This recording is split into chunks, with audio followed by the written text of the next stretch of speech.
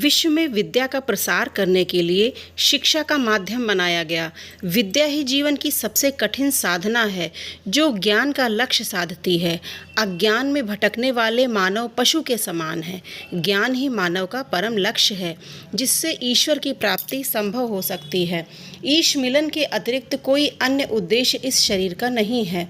हमारा ज्ञान के अधीन है, हमारा जीवन ज्ञान के अधीन है। हमारा जन्म क्यों हुआ है, मृत्यु क्यों होगी, यह रहस्य भी ज्ञान के अधीन है।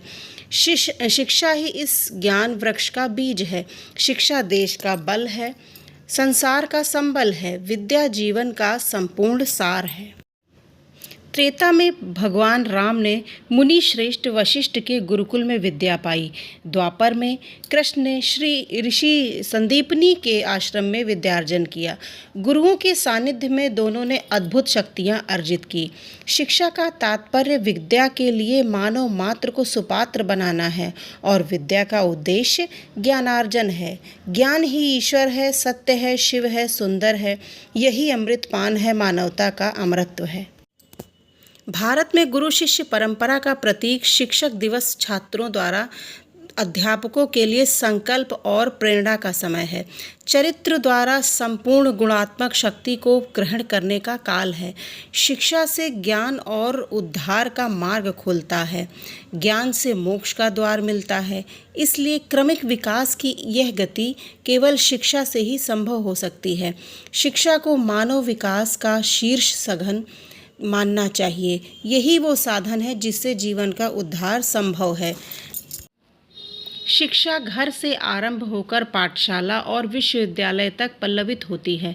शिक्षक इस विद्या का अधिष्ठाता है, नियामक है। वह अपने शिष्य को लक्ष्य तक पहुंचाने में अनन्य सहाय हो सकता है। गुरु को महत्व आदि काल से सनातन धर्म का आधार बना, जिसे युगों तक बुद्धिमानों ने अभिसिंचित किया। शिक्षक ही गुरुता को स्वीकार करना समग्र समाज के लिए हितकर होता है। गुरु के रूप में माता पिता का अनौपचारिक योगदान भी विस्मृत नहीं किया जा सकता है। तो हमारे सबसे पहले गुरु हमारे माता पिता हैं और ईश्वर हैं। उसके उपरांत जब हम पाठशाला में जाते हैं तो वहाँ हमें कई गुरुजनों से भेंट होती है जो हमें जीवन जीने की कला सिखाते हैं।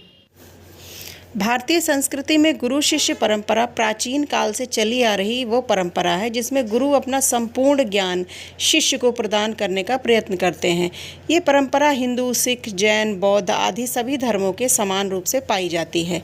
भारतीय संस्कृति में गुरु का बहुत ही महत्व माना गया है। कहीं गुरु को ब्रह्मा तो कहीं गोविंद। गु शब्द का अर्थ है अंधकार यानी अज्ञान और रू शब्द का अर्थ प्रकाश यानी ज्ञान कहा गया है।